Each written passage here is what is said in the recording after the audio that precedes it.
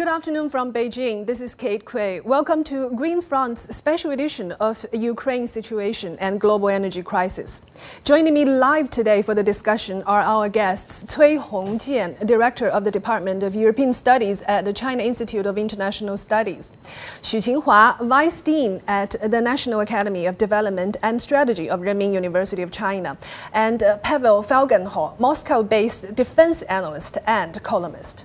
Before we start, here is the latest from Ukraine, Russia, and related parties. Russian President Vladimir Putin said that yesterday he is ready to work further together with the West on security issues to de-escalate tensions over Ukraine, but emphasized the need for West to heed Russia's main demands. He said this during a news conference following talks with German Chancellor Olaf Scholz in Moscow. U.S. President Joe Biden, in the meantime, has been warning for a war that can break out momentarily between Ukraine and Russia and has evacuated his diplomatic staff from Ukraine. European leaders, including German Chancellor Olaf Scholz and French President Emmanuel Macron, have been encouraging moves to resolve the current situation and crisis through diplomatic talks and execution of Minsk agreements. Diplomatic options are far from exhaustion. Meanwhile, some troops in Russia's military district adjacent to Ukraine has already been returned to their base after completing drills. Ukraine President Zelensky says that the prediction that the attack would come on February 16th was indeed spread by media and is not an official notice. So how did all these start? Professor Xu, I would like to start from you first. Okay, so this is almost like a very serious drama to a certain extent to us. So how did all these things happen? I think it's not a very sudden thing. I think it's because the whole transformation happening in the Eurasian land. Right. Especially that not only the US, the European countries, and Russia, they are facing with a very complicated situation to trying to find their right pattern or way to be dealing with each other after the Cold War. And because of the pressure of the COVID-19, so people feel very anxious. That we can see that the transformation, even in the nation-based and neighboring the Russia, have been bringing lots of conflicts among the countries. So that will be giving the opportunity for the U.S. to put their power and together with its allies in Europe into this land. So it's very dangerous. So Pavel, you're actually on the ground in Moscow. So do you agree what Mrs. Xu just mentioned? And what do you think in your mind is the cause for this tension?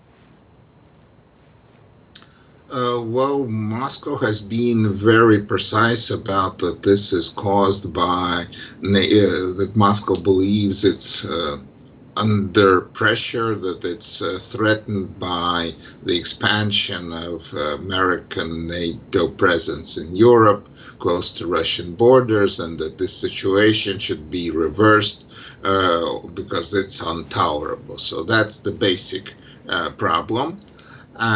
Technically speaking, right now, apparently, and that's provisional, there has begun a process of standing down of the Russian armed forces. There could be reverses in this process. There could be some nasty incidents happening. But barring that, that's going to take time anyway. It's going to take a month or more, maybe till April, to fully stand down the Russian armed forces, which have been in a totally heightened state of readiness, and not only around Ukraine, but in the entirety of Russia, in the Pacific, in the North Sea, in the Baltic Sea, in the Black Sea, in the Mediterranean. And this will take a lot of time, but hopefully that will happen. That means that's, of course, a military de-escalation, but the basic problems have not been yet addressed and they have not been solved, so this is not the end of the story. Right. So, you mentioned the word de-escalation. We also noticed that the Russian troops partially withdrew from the Ukraine border. So, Professor Cui, in your mind, how likely will a war really happen going forward in the next stage? Anyway, I think now it's a good chance for all of the stakeholders to have a breath and also to enjoy this kind of a break. But of course, just like we know that not yet some basic questions, especially the fundamental concerns from Russia towards NATO and the United States, not yet resolved. So I don't think it's just the end of this gaming, and it's just a break of this drama. But of course, I think that even at this moment, still there are some more positive, trend.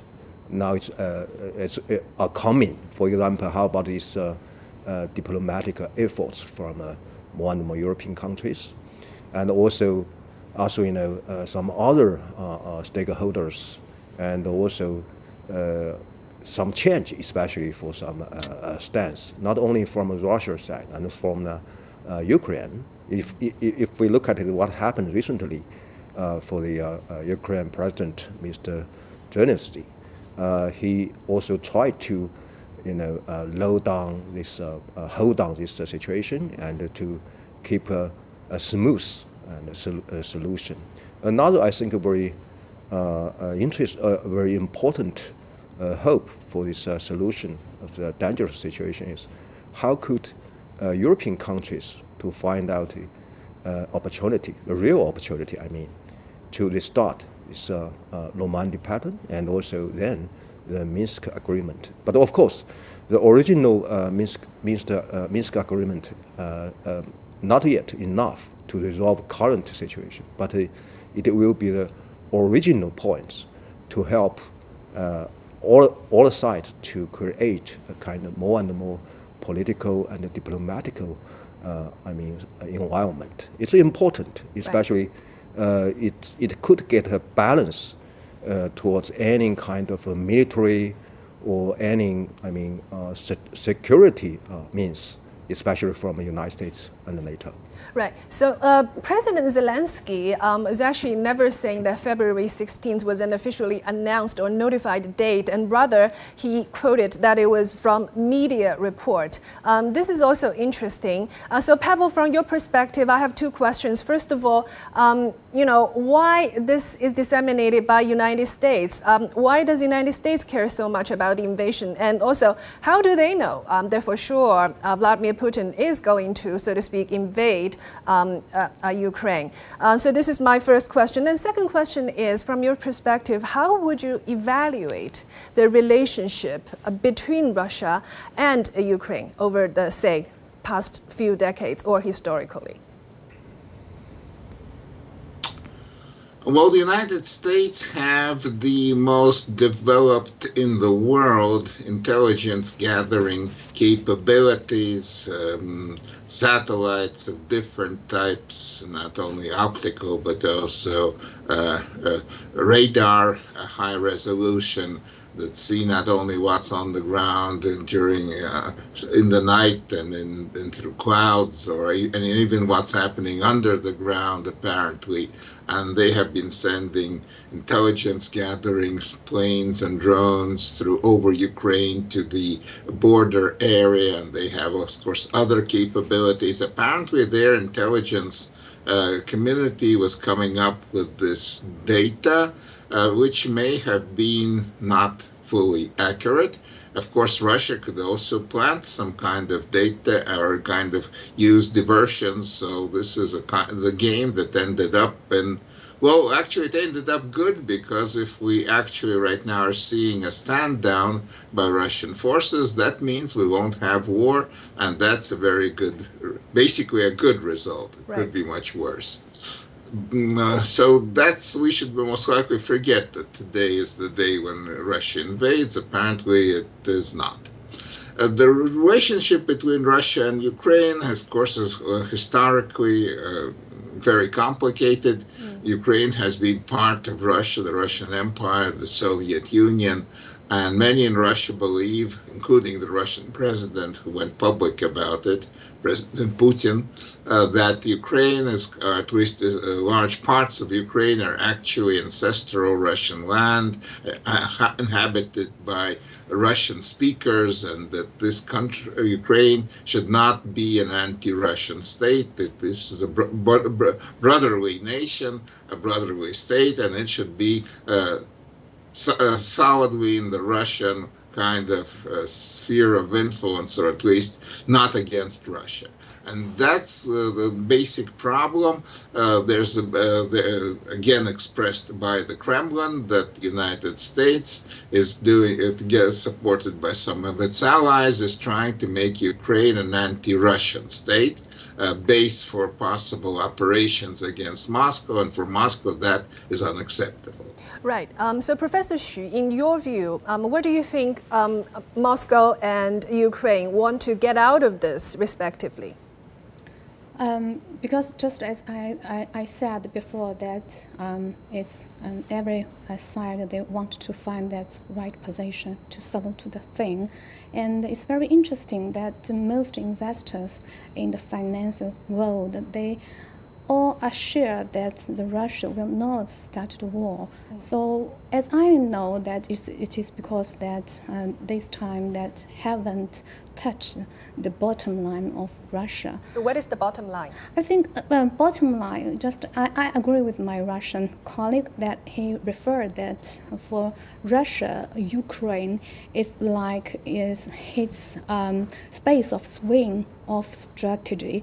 Right. And to me, for Chinese, we look at Ukraine as the neck, the position, because none of the countries, they want others, especially the hostile party, to put some missiles in front of the door. Right. So for Russia, we can set the example of the war of Georgia, that at that time the Russia, they hold the war because of that they want to make the South Ossetia to be dependent. And after it gained the dependence and it retreated the troops. So this time, Russia wants to keep 2 points. First, that don't touch anything, especially, for example, Crimea. Right. And the second is that NATO, you should not want to expand, including Ukraine and also Georgia, etc. Thank Right. you. Right. So basically, what Russia wants to get out of it, it's territory control, especially on the Crimea, as what you just mentioned. And also, he doesn't want too much interference from NATO on Ukraine. So that's their second wish. So, Professor Cui, in your view, how likely do you think the war will still happen at this moment? I think it depends on what kind of definition of war now, because Right. as we know, certainly it will be very different from, as we know, the last Ukraine crisis in 2014. At that time, as we know, Crimea or some other.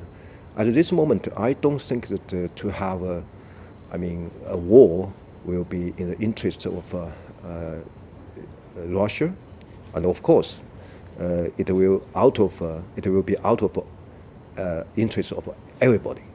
But Is now, it, of course, is it really because there's a threat from nuclear weapon there, or you just think that it won't happen because no one can get interest out of this whole dynamic? It seems to me it's like a gaming between all those superpowers. They're using their troops as a leverage. While on one hand they have nuclear weapon there as well. It seems the war is likely to launch at any time, but on the other hand, as you just mentioned, you think it's unlikely because no one can get any incremental benefit out of it. certainly there will not be a traditional war, but there is a maybe new type of war. Right. As we know, not only this maybe a war of brink or a policy from every side, everybody, and also how about this possible cyber war or some other new threats. I think it's still very, very high risks. And also another very big issue is how about the fighting with each other in economic field, right. in financial field, and even in energy. So I think it give us a very, very big picture, not only a so-called traditional war and maybe a new type of war in a new era. Right. Pavel, I want to get your take on this because you are the one who successfully predicted the Georgian invasion by Russia. So what's your take this time? And also, how likely do you think Ukraine will eventually join NATO? Well, the signals coming from NATO is that Ukraine will not join in any foreseeable future because for joining there you need to have the consensus of all the other members, 30 members, and that's not forthcoming. The Germans and the French in particular say that they are not concede. But yesterday in Moscow, the Russian President Vladimir Putin, at a press conference together with the German Chancellor, said that this is not enough for Russia, that simply saying that Ukraine is not joining now. President Putin said that he needs legal guarantees, that it will never join, so it's not enough, more should be done. And there should, he said that Russia is ready to negotiate. That's, of course, the good news, but he said that these negotiations should be very concrete and they should not be indefinite. So there should be a solution, a legal solution for this Ukrainian problem, and not only Ukrainian, because this is about other countries close to Russia that are already NATO members. Moscow believes that there could be attack missiles deployed in the coming couple of years, American hypersonic missiles deployed there, and which will be a direct threat to Moscow and the Russian leadership. So there should be a solution. Apparently, if there won't be a solution, there won't be security for anyone. And if right now, indeed, the Russian forces are stepping down, but somewhere maybe in half a year, and if there's no political solution, there could be another crisis like right now, and it maybe could be worse. Right. We noticed that Germany and France, they're taking a relatively more diplomatic approach comparing to what the United States is taking this time. So why do they take such kind of stance? This is one. And secondly, how important do you think Nord Stream as a role is playing in this game? That's to me? Yes, Pavel. Just continue our dialogue. Yes, of course. So the French and the German believe that Ukraine should not become a NATO member because NATO membership implies that this is a collective security military organization. That means that an attack on one member nation is an attack on all. And since Ukraine is right now engaged in a conflict in the Donbass, that's not acceptable. The Germans and the French are not ready to give guarantees that they will step in if there's some kind of military confrontation happening there between, say, Russia and Ukraine. So they simply don't want that to happen, and they won't concede to NATO expansion. The Nord Stream 2 has become a very important talking point, I think, out of proportion. I mean, this is just simply a pipeline to supply gas. Yes, it could mean that if natural gas goes from Russia through the Nord Stream 2, there is already a Nord Stream 1, it's already operational. Right. Gas will come from Russia to Germany, and that could decrease the volumes of natural gas going right now through Ukraine to Europe. Right. That would be not very good for Ukraine, but this is not, that important in itself to warrant the present crisis that almost brought Europe to the brink of war. Right. So, Professor Xu, you are an expert in the energy field. So what is your take on this Nord Stream and the importance it is playing in this whole dynamic? It's very interesting. In this region, there are three kind of nations in energy field. There is a supply and also consumer and a transporter. Ukraine is a transporter and the consumer is Germany and most of European countries, especially the new EU members, for example, Bulgaria. And Russia is the supply and the producer. So EU market needs very much the Russians gas. So we see that there is a seeing the U.S. can export the LNG by sea to the European countries, but I don't think it's a very sustainable way. Let's have a look at the data. We can see that in 2019, the Russia exported totally almost 20 billion cubic meters natural gas to the European countries, and Germany occupies more than 1/3 of it. So Germany needs a lot of the natural gas from Russia, right. And so the oil and the gas pipeline should be diversified, not only for the consumers, but also for the suppliers. So for Germany, there are still the Nord Stream 1 and other several pipelines for supplying the Russia's gas to Germany, but not enough. That is why this time Germany is very actively wants to appease the war. That is why and it doesn't want to give the weapons to the Ukraine. That is. Right. So basically, on the other note, we can see in the dynamics is that the United States also doesn't want that the European countries such as Germany and France get too associated with Russia because of this gas control. So Professor Cui, in your mind, if this situation continues, because currently the oil and gas reserve is at the global lowest stage right now, and the European continent is indeed largely dependent on Russia in terms of this oil and gas supply. So if this situation continues, what will happen?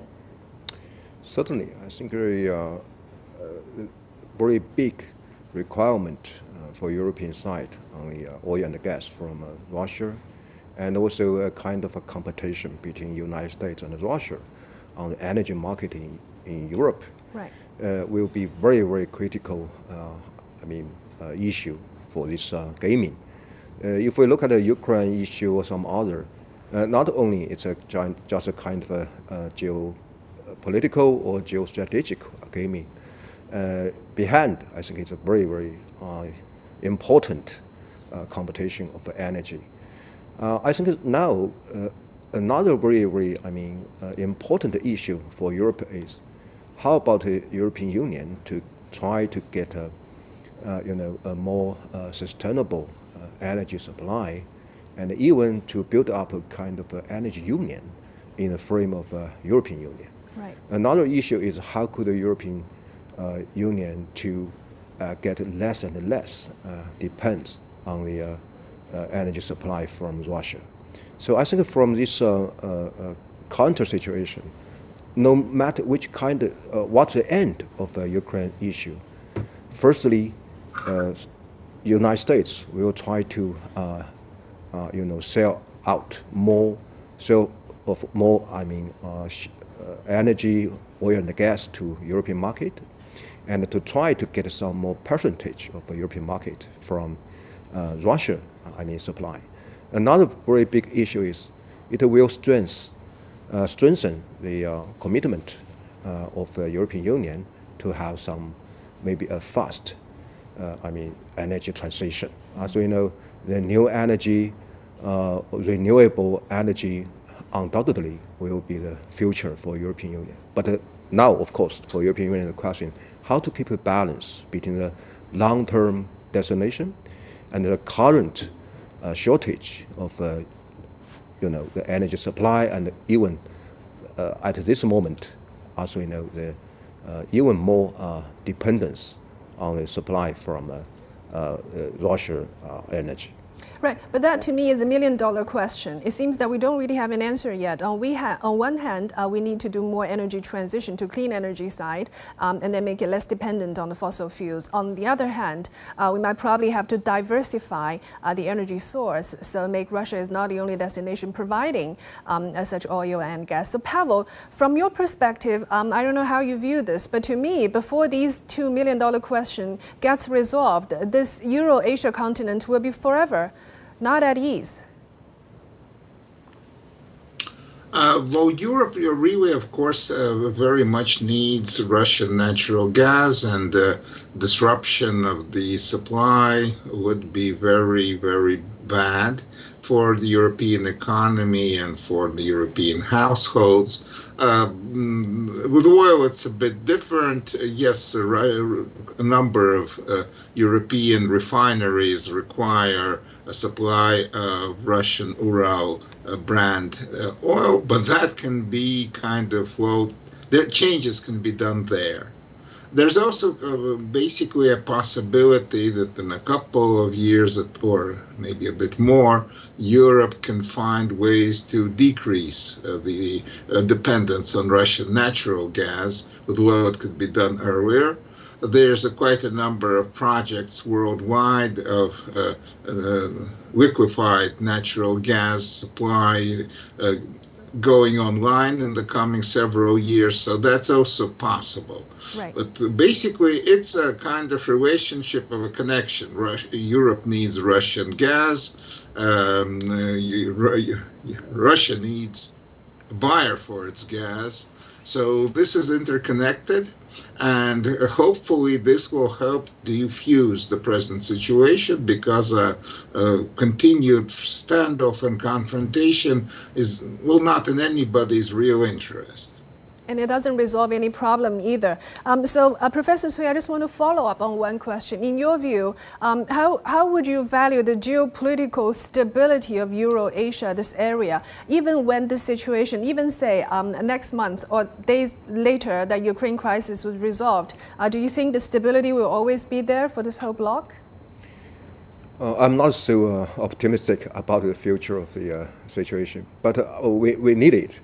Anyway, I think it's not only a so-called the eastern part of the European region security issue. I think it's a very important part for the international community. So we can find out not only in the European countries, United States, Russia, and even China, we keep a very close concern about the situation. So I think now the question is, how could we deal with some very, very, stubborn legacy from a Cold War? As we know, the Ukraine issue or some other, to a large degree, is a part of the legacy from Cold War. Another issue is how could we avoid any kind of a new Cold War? Just like at this moment, once there are more and more tensions between Russia and the United States, between the so-called Western blocs and Russia and some other countries, certainly there will be more and more risk for the new Cold War. The third one is how could we try to change or provide a more alternative for this geopolitical competition or confrontation, and to try to change it into a more geo-economic cooperation. As we know now, China has its BRI, and also Russia has its Euro-Asia Economic Union, and even for European Union, it has also the global gateway plan. So how could we try to find out more opportunities for more geo-economic cooperation, and to give less and less space for some geopolitical confrontation? I think it would be a big question, and it could get some more joint efforts from the big players and from major economies in the world. Right, you mentioned two very important words. One is legacy of the old Cold War and to avoid mentality for a new Cold War. So Professor Shu, what is your view on these critical problems and this so-called Cold War mentality at current status? I very much agree with your wording that you used, game, the big game. We all know that in Eurasia, the land that during the 19th century and the early 20th century, that the world invented at that time because of a serious conflicts of geography, geopolitical. So in my understanding that this time the new great game, and also just as Professor Cui said, the legacy of Cold War will be happening more fiercely. So there, we're not worried about now the war at this time, but we should be very careful and cautious about later in this land, because the U.S. It suddenly found out that even though that they invented the theory of the world island, that means the Eurasia with 5 billion the population and more than 1/3 the GDP, and there's more than 60 the resources. So they use the strategy of Indo-Pacific and more than the Asia-Pacific. That means they are coming. So if the U.S., I use the probing the word to describe the U.S. this time, the play in this game, because it wants to probe its European allies and probe the Russia, probe even the Ukraine, and also probe the Russia and the China relationship when they face with the same crisis. So it's very dangerous, just as I said in the beginning. So basically, probing is the strategy that the U.S. is using and try to test the multilateral relationship and also bilateral relationship between Russia and China. So Pavel, I'm sure you are very familiar with the word Cold War. So when mentioning Cold War today, what is your feeling about it? Well, there is, of course, a standoff between Russia and the United States and its allies in NATO, and not only in NATO. This is a very dangerous and difficult situation for everyone.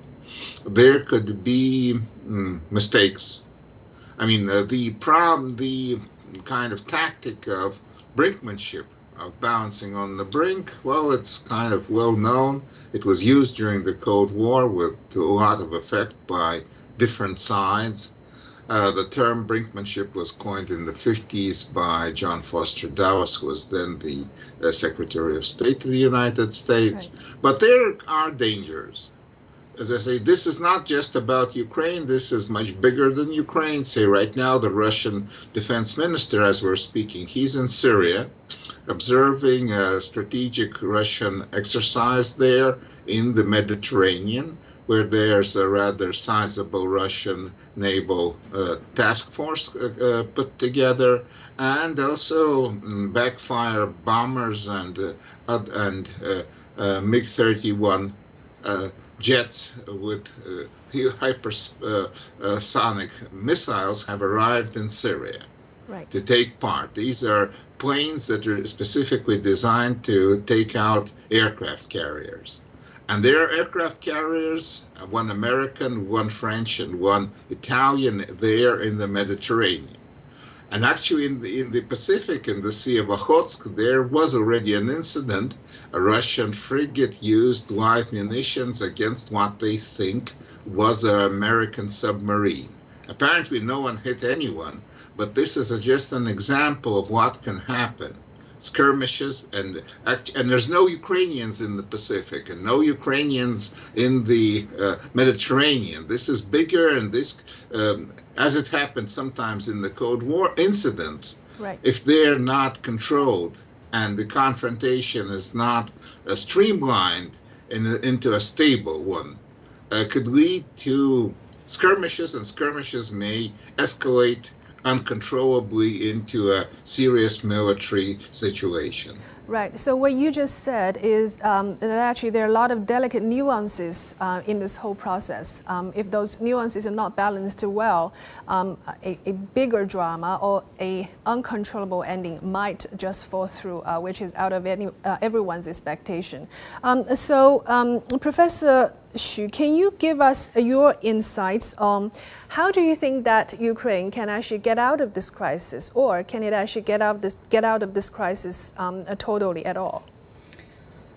It's very difficult because the country like Ukraine just like cracked into a very narrow space among or between the Eastern and the Western.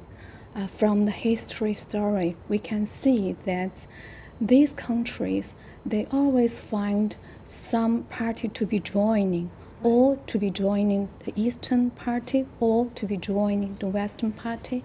So in my understanding, Ukraine will be constantly applying to join the NATO for protecting its national security.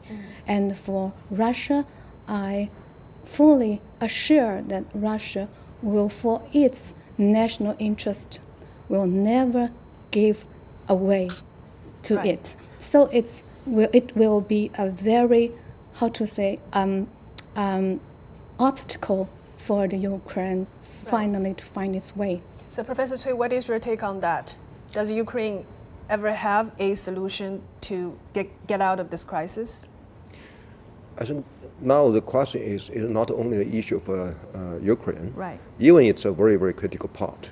Also, we know, firstly, we need to understand what's a real concern from Ukraine side. Firstly, how to keep the so-called integration of territory. I think it's a very, very big question or big requirement from Ukraine. So that's the reason why I think for every side, they need to go back to the Minsk agreement. Also, we know the Minsk agreement is right to find out a stabilization of this situation. For example, how to deal with relations between Ukraine and its eastern part.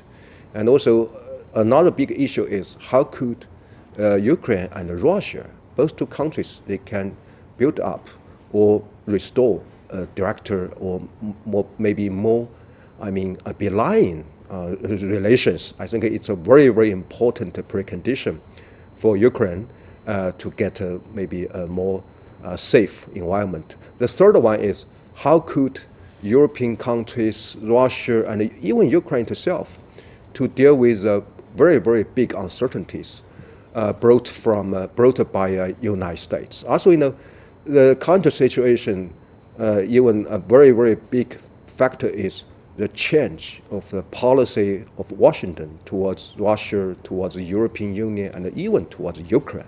Right. So I think it's very, very critical for Ukraine to maybe to help United States to understand a real requirement from Ukraine, Right. and to understand what's the real situation, especially not only from a historical background and also even from the feeling of average people between Ukraine and Russia. So I think it will give some opportunities once we could get all of the conditions ready. Right. So to understand the demand is actually very important for the problem resolution. So Pavel, what's your take on that? What do you think is the most critical factors to get this thing resolved and get Ukraine out of this crisis? Well, right now it's not clear how that can actually happen. I mean, the good news is that apparently there's going to be a military de-escalation happening right now, though this is provisional data, and it will take time, say like the Russian cruiser Varyag, which is the flagship of the Pacific Fleet. It's now in the Mediterranean. It will take it more than a month to go back to Vladivostok. But it will take time to de-escalate, but that's good.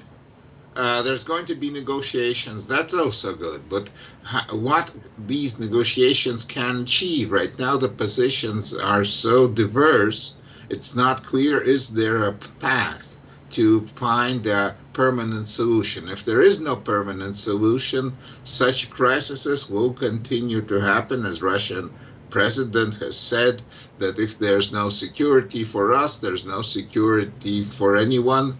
basically, and that there's going to be Russian military technical response. That was not spelled out what that will be, but the idea is to create more insecurity for the Western powers, that they would force them to find a political solution that's to Russia's liking. But of course, they can also, in return, project more instability. So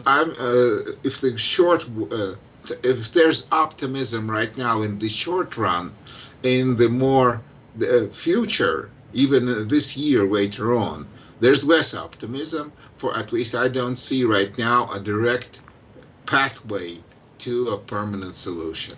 Great, thank you. With that, we have to end today's discussion. To me, it seems compromises, various compromises, might probably be the only route towards the end of this Ukraine crisis. But that apparently needs a lot of effort from everyone. We always yearn for the peace and hope any kind of war will never happen. Well, this is Green Front, and I'm Kate Kui. Until next time, bye for now.